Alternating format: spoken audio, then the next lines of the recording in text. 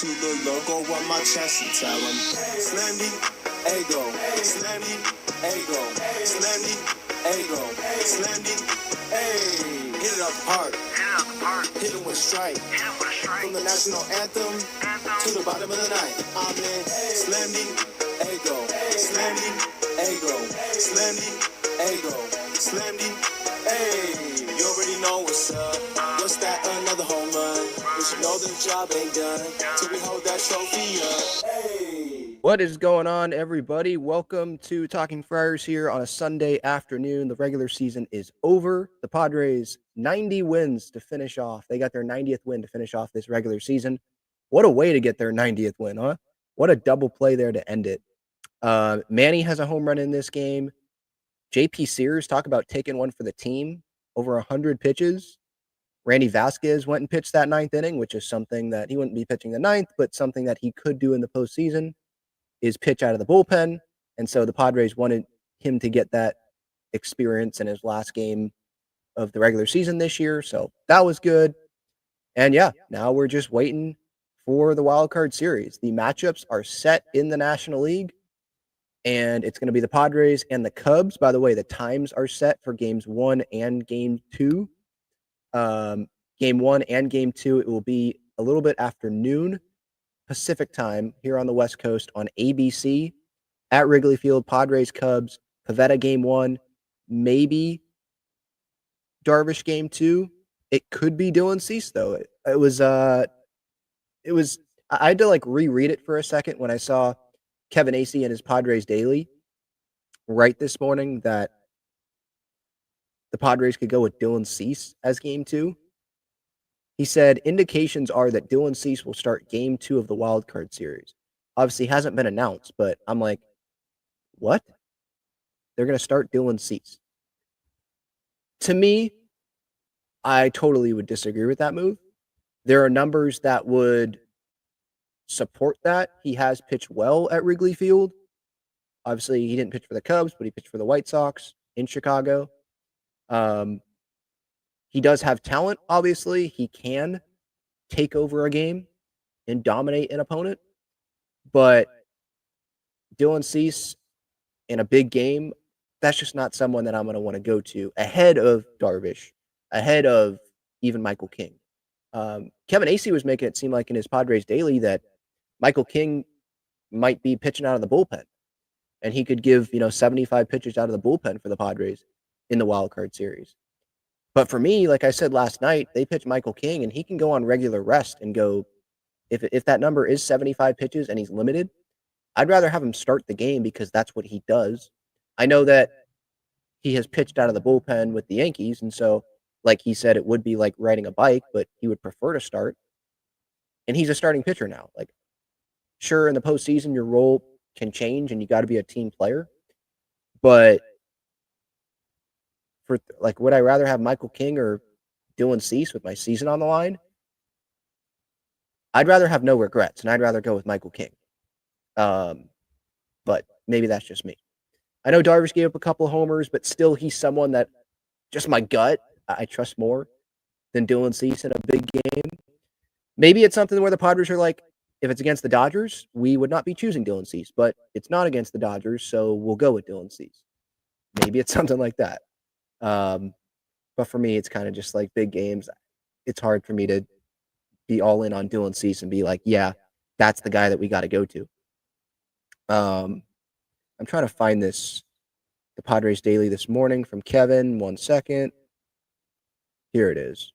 Yeah, Nick Pivetta, the only member of the rotation able to perform at a consistently high level this season, will start Tuesday in game 1.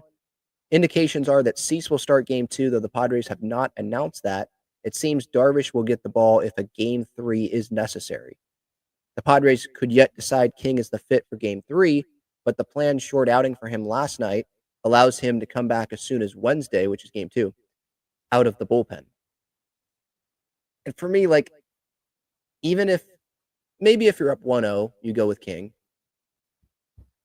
If you're down, I feel like you just go with the relievers. You just use your best relievers, and if you have the lead in the 9th inning and you've used all your best relievers, then you just hope that Yuki Matsui can close it out.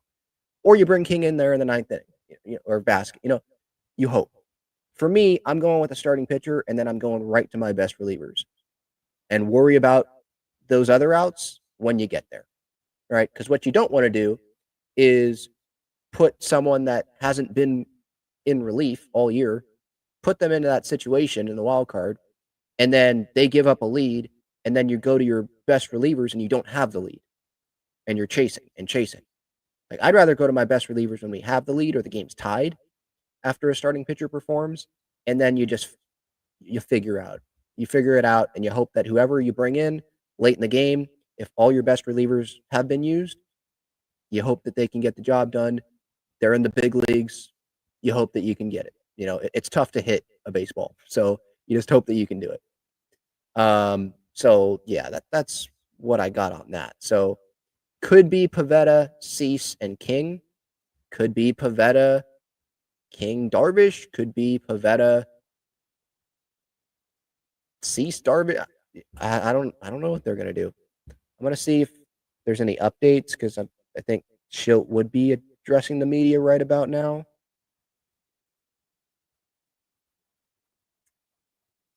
Not Padres, but Pete Alonso will be opting out of his contract. Will become a free agent at the end of this, or in the offseason, because Mets season's over. They did nothing against the Marlins, so Reds are making the postseason. Congrats to them. Haven't seen anything about Schilt yet, and I don't think Schilt would announce something right now. I think that's something that they would do when the rosters come out or when he addresses the media next. The Padres, they are traveling to Chicago, I think, right now, right after this game here. So they're getting ready for that.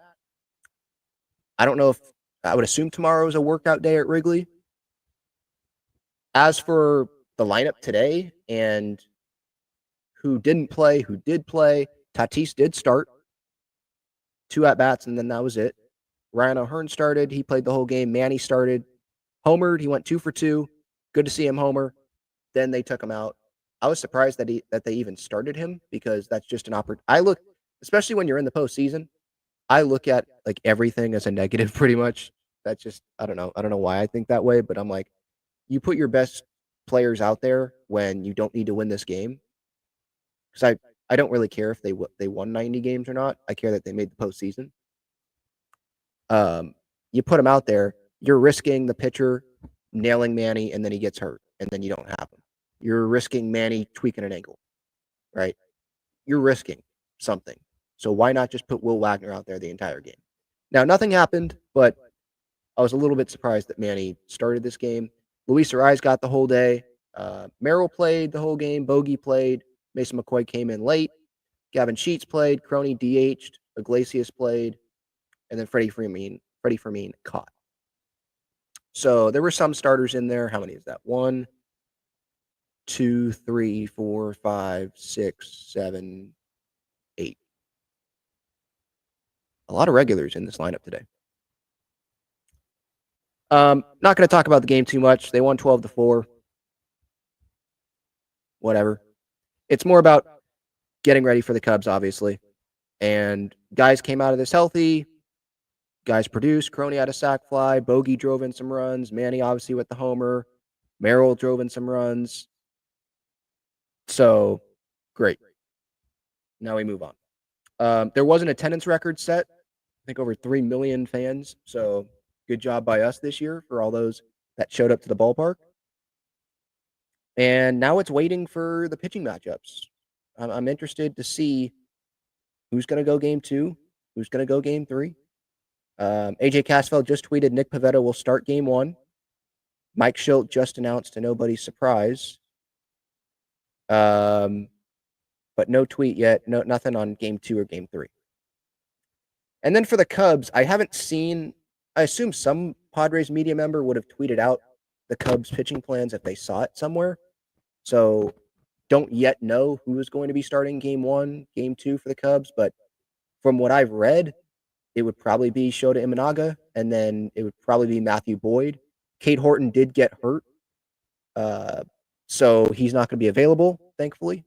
You don't want to, I shouldn't say it that way, but you know what I mean. You never want a Cubs player to be hurt, but the Padres would rather face whoever they're going to have to face and not face Cade Horton. the way that he's been pitching. And also the path. The Padres' path is the path on paper that I would pick over the Dodgers' path. Because, sure, would you rather face the Reds or the Cubs? Maybe you pick the Reds. But then you're going to have to face the Phillies, which is what the Dodgers' path is. It's Reds and then Phillies and then Brewers or Padres. That's rough. Where the Padres, you get out of the two teams that get a bye, who's the team you'd rather face? To me, it's the Brewers over the Phillies. So you get the Cubs, which they can beat. They can take 2 out of 3 from the Cubs. I do believe that. You take the Cubs, and then you face the Milwaukee Brewers, who to me, until they prove it, they're one of those teams where it's like, all right, nice regular season story, but what are you going to do when it comes postseason time? What are you going to do when it matters the most? And maybe their fan base is like, well, isn't that the Padres too? And that's kind of fair too. But to me, I feel like everyone knows how the Brewers season's going to end. I'm not saying it's going to end against the Padres or it's going to end against the Cubs if they win the wild cards, or if the Cubs beat the Padres in the wild card series and it's Cubs Brewers.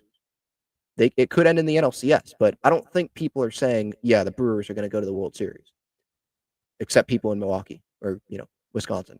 I don't think people are saying the Brewers are going to go win the whole thing. I think the picks to win the whole thing is going to be the Dodgers or the Phillies. I'm not seeing a lot of love for teams in the American League either, which I understand. The American League is just not as strong on paper. Doesn't have as many teams with, the big win totals as the National League does. I'm just looking it up right now. The Blue Jays. So the Brewers have 97 wins. Phillies have 96. Dodgers have 93. We have 90. And you look at the division winners in the AL, the highest there is 94 with the Blue Jays. The Guardians, 88. I mean, and they were not even projected to make the playoffs. I was seeing it go around on social media like September 4th or something. They had a very small shot of making the playoffs, but they made it. So good job from them. Detroit, 87 wins. Seattle, 90 wins. So you got 90, 88, 94, 97, 96 in the National League, 93. And I think it's also like belief in those teams, and probably a lot of it is like the star power, right? I think the Blue Jays are another one of those teams where people just aren't going to believe in them unless they show it in the postseason. But yeah. So postseason picture is set.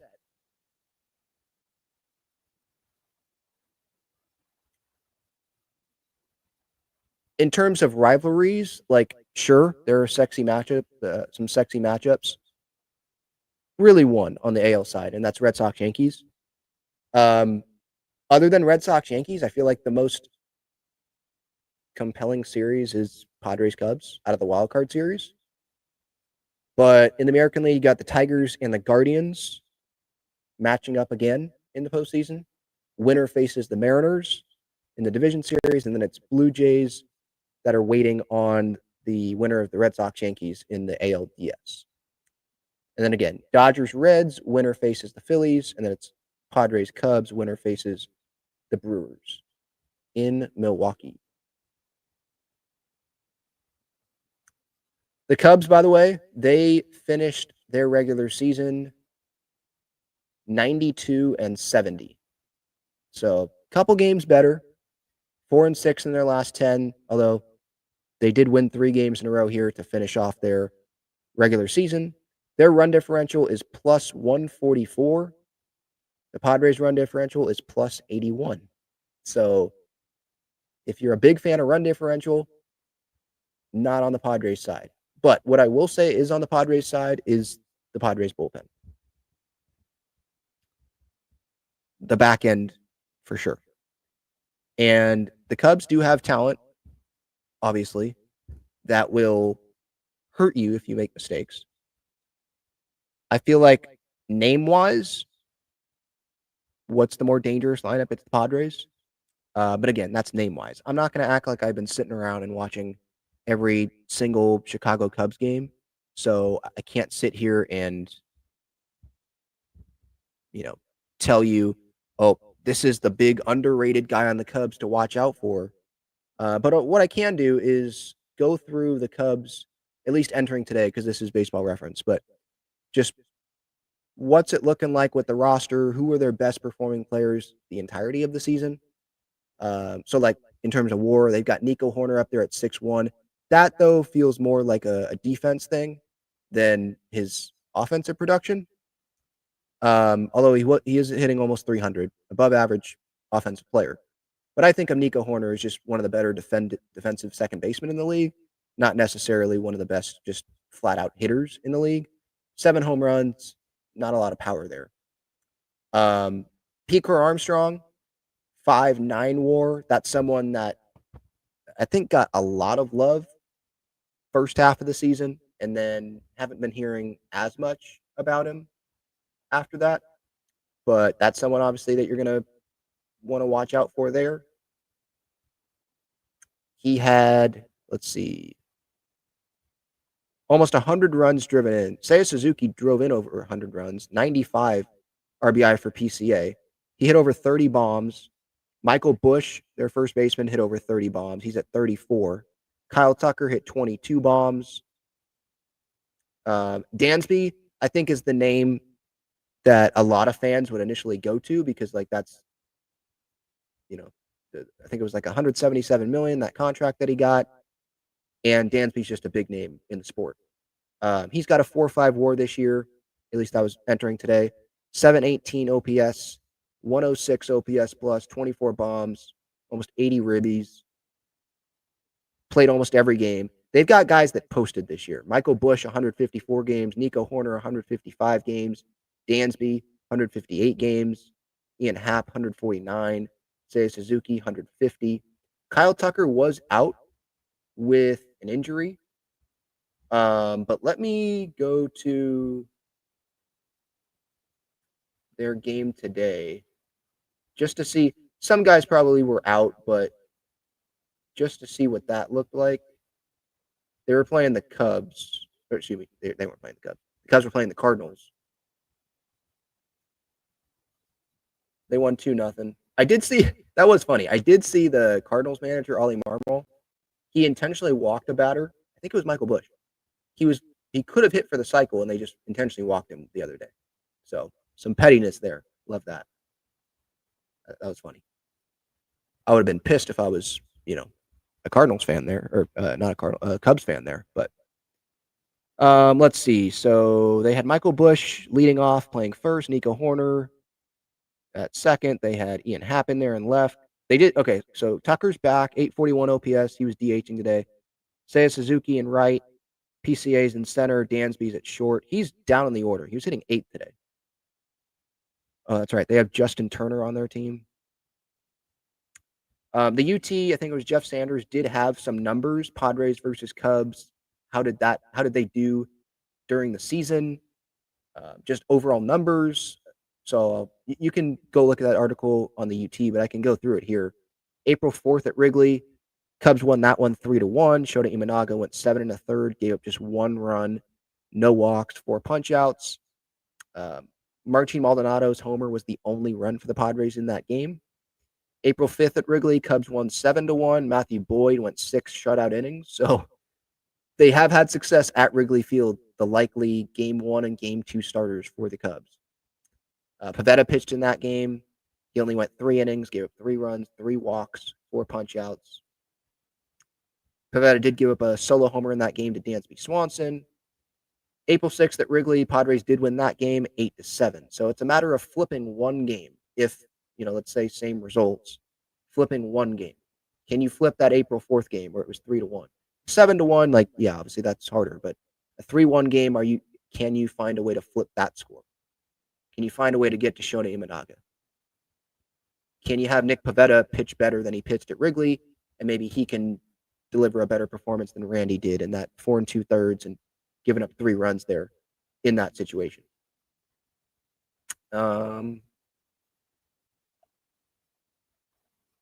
let's see. A lot of homers in that April 6 game against the Cubs. 8-7 win. Merrill homered. Arias had 4 hits. Kyle Tucker homered. Suarez got the save. Jason Adam got the win. That's another thing to note. Jason Adam, someone that the Padres will not have, obviously, in the bullpen. And I said this when the injury happened. That's going to be something that we may not feel it now. Like, the Padres won 90 games. But come postseason time, when a starting pitcher can't get 5, they go 4, and then you're going to have to go to someone that maybe you don't want to be going to. It's really going to hurt not that. You're going to be like, man, if we had Jason Adam, our lives would be, we would just feel so much better in this situation watching this than we do right now. So I said at the time, could have been a season-changing injury there from Jason Adam, and it totally still could be. They made the playoffs. They got 90 wins. They could beat the Cubs here, but, even down the line, like even if they get through the wild card series, down the line, when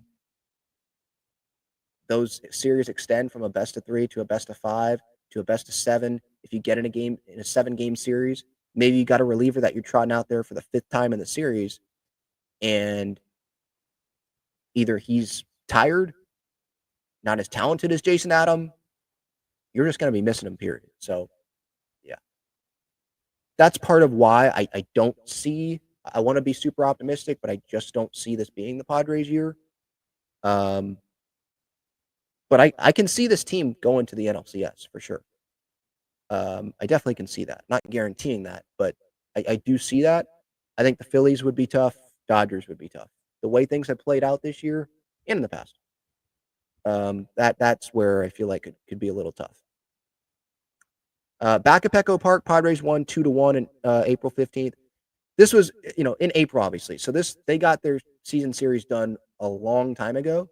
So it's almost like, should I even be bringing this up? But I did see it today, so I just want to at least mention it. What happened in that game? Leadoff triple in the 10th by Nico Horner. Manny did homer. That was the one Padres run in that game. April 16th at Petco, Padres won 4-2. A better outing from Pivetta, 6 innings, 1 run. Matthew Boyd, though, 5 1/3, 2 earned runs. Still pretty solid. Suarez got the save. There was a bases-loaded walk to give the Pods some insurance. So that's also the thing. Like, they're playing this at Wrigley, and it's going to be a day game. Padres they're a much better home team than road team in 2025. At home, let's look at the Cubs. At home, they are, let's look at the splits.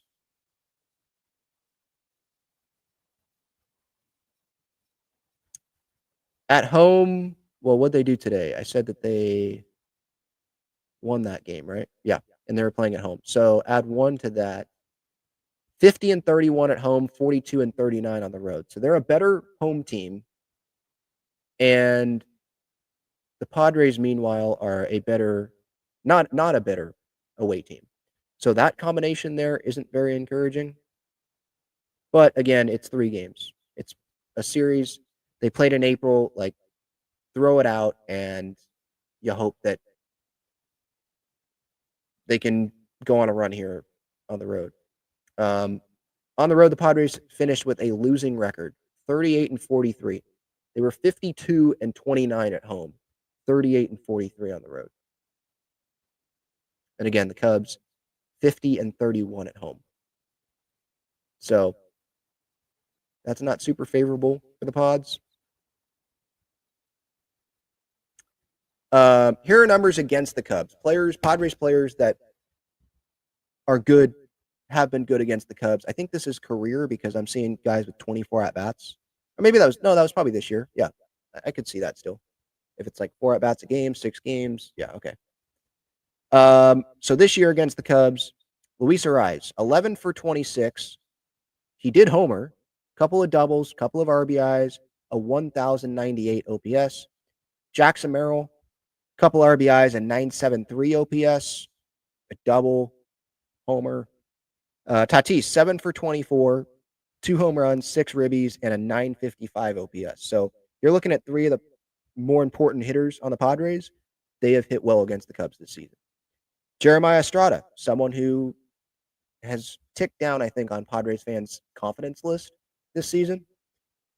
3 innings, no hits, no runs, 6 punch-outs, just 1 walk against the Cubs this year. Adrian Morejon, someone who's been great. 3 1/3, no runs, 3 punch-outs. Robert Suarez, 3 innings, no runs, 1 hit, 3 punch-outs against the Cubs this season. So some encouraging things there. Now, the cold, Xander, 451 OPS, 3 for 21. Elias Diaz, who won't be playing, hopefully, in any of these games. We'll see if he's going to be on the roster. He was catching, warming up pitchers in between innings today. That was good. Campy was called up, though, to the taxi squad just to be on the flight, I think, to Chicago with the team in case he needs to be the backup catcher. But Elias Diaz, 2 for 11, 582 OPS. Gavin Sheets, 4 for 15, 3 ribbies, and a 620 OPS against the Cubs this year. And then Crony, 3 for 12, a double, an RBI, and a 641 OPS against the Cubs this season. So there's some numbers there. Cubs players that have performed well against the Padres. Carson Kelly, 3 for 9, a homer, 4 ribbies, and a 1.121 OPS. Nico Hoerner, a 1,023 OPS. He's got 4 ribbies, 10 for 24. Ian Happ, 9 for 25, 2 doubles, and an 869 OPS. Pete Crow Armstrong, an 804 OPS with a homer, 4 ribbies for him, a couple of doubles. Kyle Tucker, 5 for 22, a home run, 5 ribbies, and a 721 OPS. And then Brad Keller, 2 2/3, 1 earned run, and 5 strikeouts, I think, out of the bullpen. So there's that. Again, this happened a long time ago. I'm pretty sure these batters don't even remember these at-bats against these pitchers. The pitchers don't remember the at-bats against the hitters. It was in April. And I do remember it was very cold in Chicago when the Padres played there. I do remember bringing that up and hey, let's not judge Nick Pivetta really on this outing. It was very cold. It was very different than what it's going to be the rest of this season. We'll see what the weather's going to be at Wrigley, though. Right? Cold against the Cubs. I already went through that. Cold versus the Padres. Cubs players against the Padres this year. Justin Turner, 1 for 14, which is kind of surprising because you'd think he'd just kill the Padres. He's a former Dodger. 1 for 14, 2 ribbies, a 294 OPS. Seiya Suzuki, 1 for 13, a 410 OPS. Dansby, 3 for 24, a 472 OPS. Did have 1 home run, though. Matt Shaw, 2 for 11, 582 OPS. And Michael Busch, 3 for 20, 2 doubles, a homer, 2 ribbies, and a 627 OPS. So there you go with that. If I were to let me pull up the Cubs roster, because I think there's some former Padres on this roster. I will get to the chat here. I do see comments in there. Any super chats, I will get to those first. So thank you so much for the support and for tuning in here as we kind of preview this Padres Cubs series and what could come here. I'll just go through the whole roster, the whole Cubs roster as it sits now. Don't know what the postseason roster is going to look like, but there are going to be some familiar names that are on this roster. Javier Assad, Matt Boyd, Aaron Savali, Shota Imanaga, Brad Keller, Andrew Kittredge, Daniel Palencia, Drew Pomerantz, familiar name there. Another familiar name, Colin Ray, another familiar name, Taylor Rogers. Those 3 guys are some prominent Cubs relievers, so could be seeing them in this wildcard series. We'll be seeing them, some of them at least. Michael Soroka, Jameson Taillon, he is a Cub, I remember that. Caleb Thielbar and Jordan Wicks. That is the pitching staff. Reese McGuire and Carson Kelly, I think those are the main 2 catchers. They've got Moises Ballesteros as well. Infielders, Michael Busch, Nico Hoerner, Matt Shaw, Dansby Swanson, and Justin Turner. In the outfield, Kevin Alcantara, Willie Castro, PCA, Ian Happ, Seiya Suzuki, and Kyle Tucker. So they've got some guys you got to be careful with. Kyle Tucker is one of those. PCA is one of those. Dansby, just come postseason time, feels like one of those, even if he's not going to be top of the order. Could be bottom of the order, but that's just someone I don't really want to mess with. So, yeah. that is the Cubs roster there. And health-wise for the Padres, they're pretty healthy. King obviously is going to probably be on a. It seems like he'd be on a pitch limit around 75 pitches. Bullpen-wise, David Morgan did recently come back.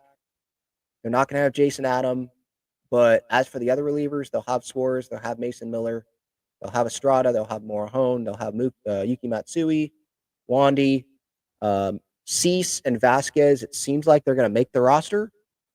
Cease probably definitely will make the roster if there's talk about him starting game 2. And we'll see what role. Will he start game 2 or will he be in the bullpen? Vasquez would be in the bullpen. Darvish, I find it hard to believe that they would have him be in the bullpen. So I think really it's, does he start game 2 or does he start game 3? I would think game 3. And then Michael King, he's done it before, so they could put him in the bullpen if they're not going to want to start him, and they'll start Dylan Cease game 2. For me, like I said earlier, though, if something goes wrong early on in the game, you got to pretty much have a quick hook on these starters. Pivetta, I think, gets a little bit longer of a leash than Cease or Darvish, but still got to be pretty impatient. And then after that, go to your best relievers. Don't mess around. You figure out the rest when you have the lead, or it's a tie game.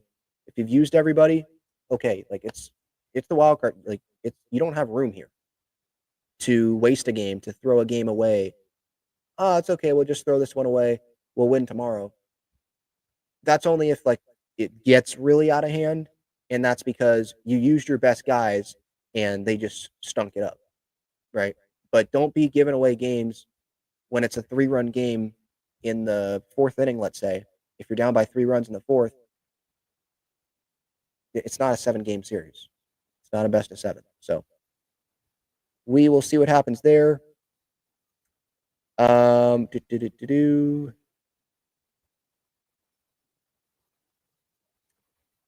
If Padres Cubs, I'm seeing Ben Higgins tweet this. If Padres Cubs goes to Thursday, the third game would be at 12:08 p.m. again on ABC, but would be moved to ESPN at 2:08. What's the rest of this tweet?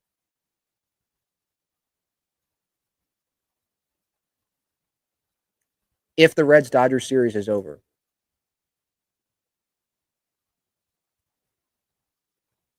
It would be moved to 3:08 p.m. on ESPN if Red Sox-Yankees is over. So pretty much just TBD on Thursday. Could be at noon, could be at 2, could be at 3. Who knows? But yeah, work productivity around noon to 3. Noon, pretty much rest of day.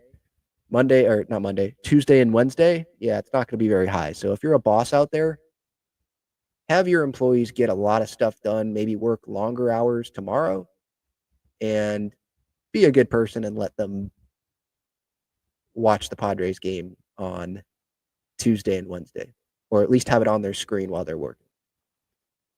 All right. I don't think I have anything else to bring up other than going to your questions, obviously, as we head into this day off on Monday, and then wild card series coming up Tuesday and Wednesday. We are here. We have finished the regular season. It felt really long. I think part of that was because there was just that time span here in September where we knew we were going to face the Cubs. We knew we weren't going to win the division. It was going to be at Wrigley Field. And it's like, let's just get health. Let's stay healthy. Let's just get to Tuesday. Can we please just get to Tuesday? Can we please just finish this D-back series? And it's here. So we're going to enjoy it. And hopefully they can move on to the division series. I really wish these games were at home, but spoiling the fans at Wrigley, that's pretty cool too. Like that's what Michael King was saying, I think, too, to the media. Like, sure, you want to be playing at home, but playing at Wrigley Field, day games at Wrigley Field in the postseason, like that's a pretty cool opportunity as well. Shout out to the great partners of the show, Gaglione Bros, famous cheesesteaks and garlic fries. Their main location is on Friars Road. They've been at Petco Park all season long. They're inside Snapdragon Stadium. By the way, it was a tough soccer weekend in the city of San Diego. SDFC, they're not going to be winning the Shield, but it's been still one heck of a regular season, and we'll see what they can end up doing in the playoffs. They still got, I think, a couple games left on their slate. Tough result for San Diego Wave as well, and they've got Washington coming up next weekend at Washington, so that should be interesting. But yeah, Gagler and Bros, famous cheesesteaks and garlic fries. They've got cheesesteaks, garlic fries, cheesesteak fries at a pretty darn good price as well for ballpark food, I think. And then obviously they've got their expanded menu on Friars Road, that location. So check them out. The link is in the description. So their phone number, the address, to see some information there, you can click that. And then Breaking Tea, they've got Padres and Aztecs shirts and sweatshirts. The Aztecs, after beating whooping Cal last week, they win 6-3 against Northern Illinois. So that's the Aztecs for you. Hey, what matters is they win, right? They won, but wow, winning by a field goal against NIU. All right. But no, Breaking Tea, I'm actually wearing the San Diego shirt right now. Click the link in the description there. It will take you to the San Diego Sports page, and they've got a lot of different options, different player tees, group player tees on this Padres team. But I've seen some pretty cool releases this year, like a Manny one, Tatis. They've got Darvish. They've got Bogarts. They've got Gavin Sheets. I think they've got coffee cups as well. So check them out. And then SeatGeek code Talking Friars, $20 off your first order when you sign up with your email address. The Padres, if you want Padres postseason tickets, the earliest the Padres would be back at home would be October 8th. I think that's a Thursday. That would be for Game 3 of the Division Series against the Milwaukee Brewers. They obviously would have to beat the Cubs in the Wild Card Series. Got Game 1, Game 2, I think Saturday, Sunday. I think that's what it would be in Milwaukee. Actually, this October 7th is Tuesday, so maybe it's Wednesday, October 8th. So maybe the National League they get a couple days off before that next series. But yeah, it would be, I think, October 8th when they be back home, and those tickets would be, secondary market. Season ticket holders, obviously, they got the access to get postseason tickets. Obviously, those games will be sold out. The city, again, is starving for a championship. So we'll see if this is going to be the year.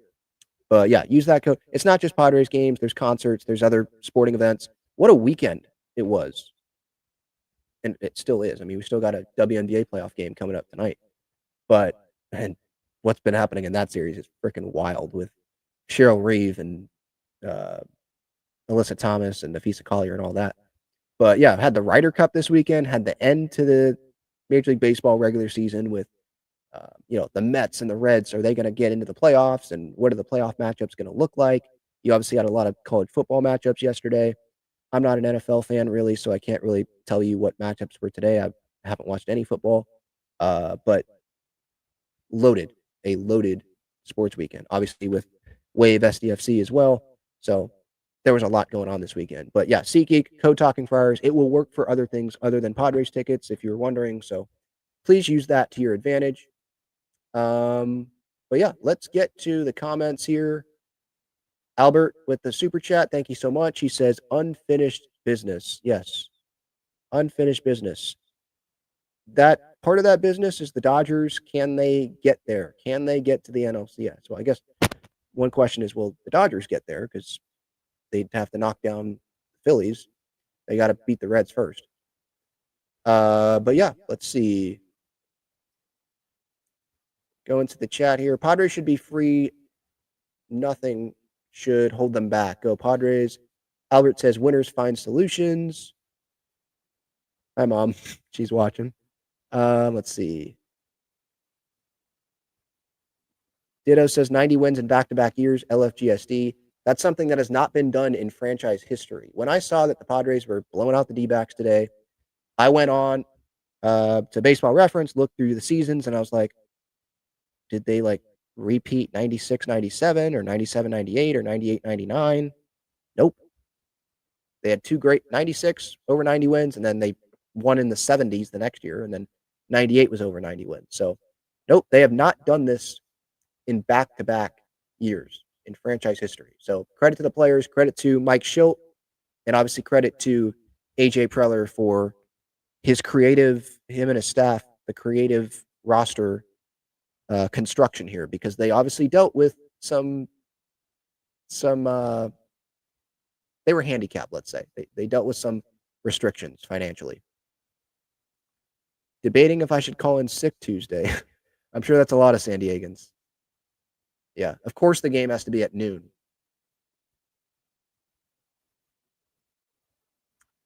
Brisk JC says, I think we have a decent path. I think so too. I'd rather have this path than the Dodgers path. But that could also end up hurting us, and we don't even get past the Cubs.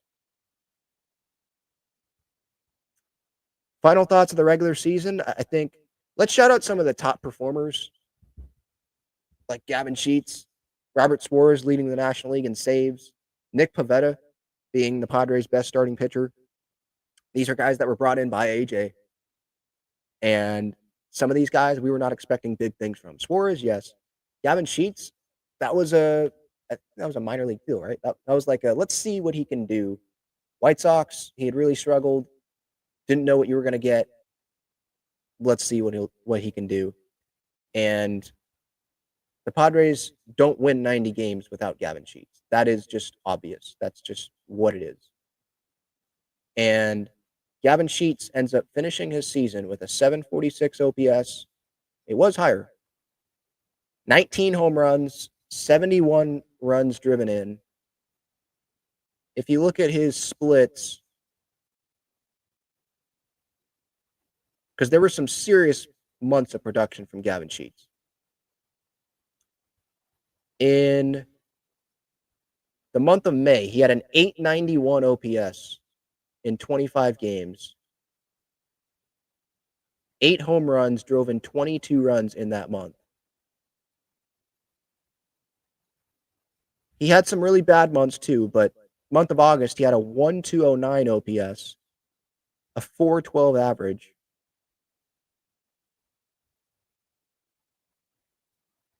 So it's been up and down. It's been an up and down year for him. So we'll see what Gavin Sheets the Padres get in October, but he definitely deserves a shout out. JP Seards does too. I know he just came in, but like throwing that many pitches today, great job. You know, it is a chain link effect. So he did his job today. But there's guys, like Randy Vasquez comes in and not comes in, he was already here, but you get what I'm saying. Gets called up, and he had some really good starts for the Padres, including he just had a 7-inning start recently. So good for him. Who else comes to mind? Mason Miller, obviously, from the trade deadline, that acquisition, like throwing gas like that. Adrian Morejon, what a story there. Obviously, longest tenured Padre. The journey that he's had with the Padres and the struggles and the injuries that he's had to go through, to be able to get back and be an all-star, that's just awesome. Let me look up his year. He finished this year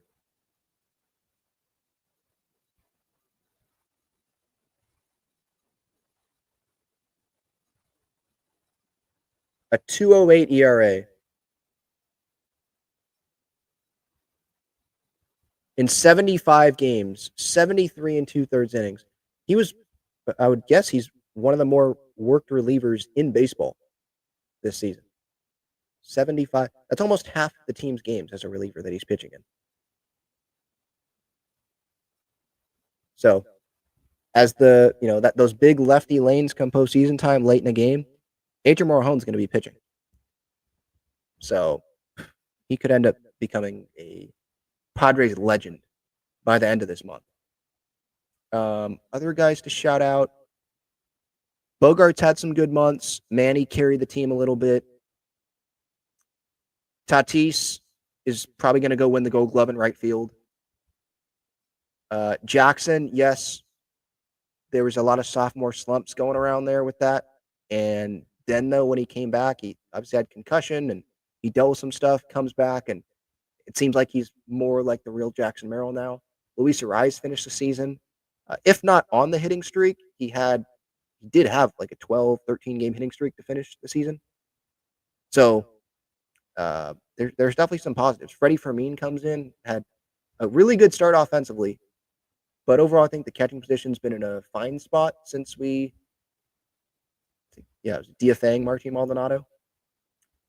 Jose Iglesias, another one, someone that I didn't like. I remember early in the year, I did not like when he came in and he said he signed a minor league deal. He comes in and he says, I'm essentially like, he's a big league. He's not a minor leaguer. He's a big league player. And I'm like, you just signed a minor league deal with the organization. How about work hard, make the roster, and then you can talk like that? But he came in and obviously was on the roster and he filled in some really valuable innings when Bogey got hurt, and then filled in at third base, and obviously with the defense that he can play. So there's a lot of guys that deserve props. Crony, I mean, his year is probably going to be seen as an underrated year. I don't think it's going to be talked about much, but this is someone that's been talked about negatively amongst this Padres fan base. And he finishes with a 744 OPS. Last year was 714. The year before that was 690. So he's just gotten better since having that really down year in 2023 when they missed the postseason. Playing multiple positions, playing wherever the Padres want him to play, being the ultimate team player. Had double-digit home runs, drove in almost 60 runs. I'm fine pretty much wherever. Not pretty much. I am fine with wherever he plays defensively. So there's a lot of guys that we could go through and praise them. So that's what I've got there. Oh, shocker! There's Dodger fans in a chat that has nothing to do with the Dodgers. When this is talking about the Padres season and shifting focus to Padres Cubs. But hey, thanks for tuning in. What are my thoughts on the ABS system being implemented next year? What do you think team strategies will be? I think there's going to be teams that are going to say, hey, pitchers, you don't get to challenge anything. It's only the catcher. Because there's going to be pitchers that are going to, they're super competitive and they're going to think that they got a call, and it's like, no, not even close. So, yeah. It's going to be interesting. And it's not, I don't like the robo-umps phrase because it's not robot umps. Robot umps would be every pitch is called by the automatic ball strike system. That's not this. This is, you're reviewing it, you tap your head, you review it, it goes to, we see it on the Jumbotron, boom. And that's 2 times a game. If you get it right, then you get it back, I think. But it's 2 times a game for each team. That's it. It's still a lot of human, there's going to be human error still, because there's going to be pitches that are called strikes that are balls, but they're just not challenged. There's going to be mistakes. There's going to be pitches that are challenged and the umpire ends up being right. So we'll see. I remember in spring training, was it Manny that challenged a call? Someone challenged a call and the umpire got it right and made a comment. It was funny. I loved it. I forget the comment, but he made a comment like, essentially like, yeah, don't be questioning me. So it'll be interesting. That's for sure.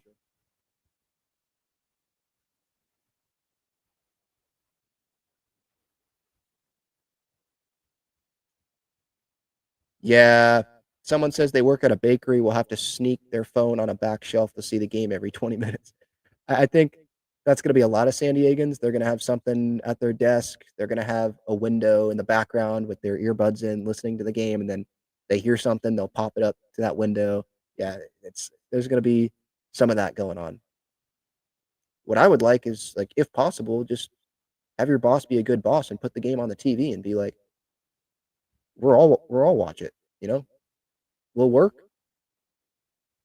But I'm not gonna, act like there's not a game going on. Yeah, I'll put it on.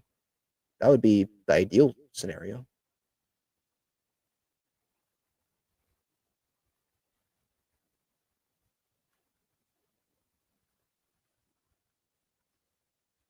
Frank asks, what is wrong with Diaz's left oblique muscle?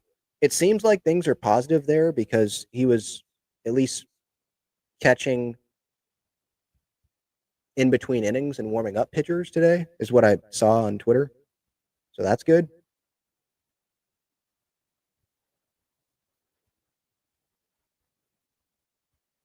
Sorry, I'm just checking social media right now just to see any updates here.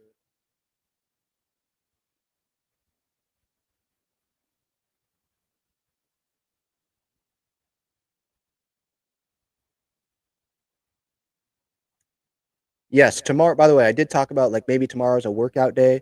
It is. Uh, Monday, September 29th, workout day at Wrigley Field. Nick Pavetta, Manny Machado, and Mike Schilt will be in the interview room tomorrow. 11:15 a.m. Pacific time is when that starts. The workout will start at 12:20 our time.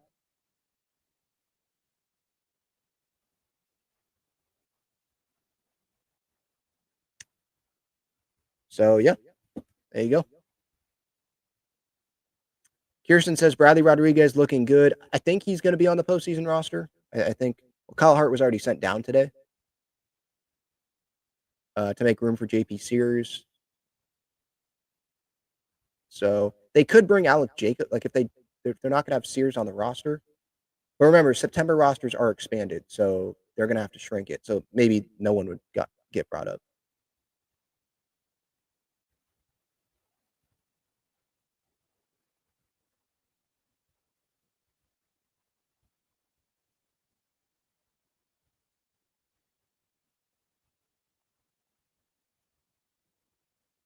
Someone said Pomerantz robbed us for 40 million. He owes us a meltdown. That would be nice. Yeah, that would be nice.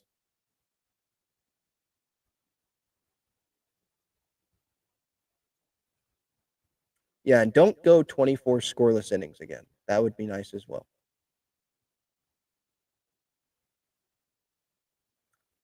My predictions, winners of all the wild card series, I'm being asked. Well, Padres for the Padres Cub series, Dodgers for the Dodgers Red series. I will go with the. I'm going to go with Cleveland because I don't trust Detroit with the way that that's going. I know they have Schoolville, but that's only one game. That's not two. I'll go Cleveland there. I'm kind of blindly guessing because I'm not going to act like I'm watching all of these teams' games and how they're playing right now. And then I'm actually going to go Boston for that wild card series. Yeah. I don't know. The Yankees, they just I could easily see one of those games because it's going to be in New York. I could see one of those games, or not just one, but multiple, where that crowd gets on them early because the Red Sox get an early homer or something, and they just can't get anything going.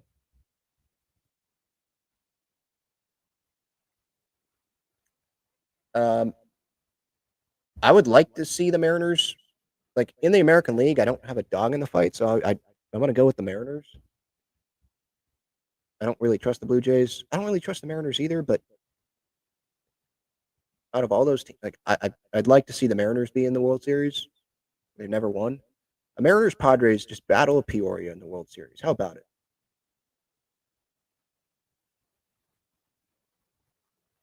I know I'm just asking for Cal Raleigh to hit a homer against us, but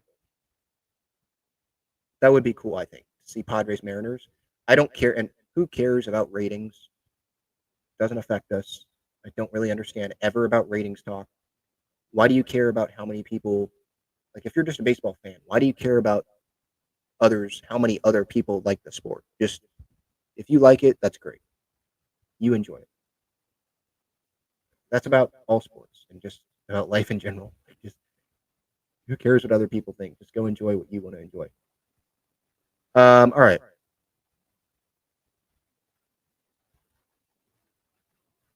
Yeah, see, San Diego Vets agrees. I want a Padres Mariners World Series franchise get first World Series championship, and we have a big parade. I don't need to see the Yankees. I don't need to see the Red Sox. Although Fenway in the postseason, watching those games on TV is pretty fun, but the Mariners would that would be electric.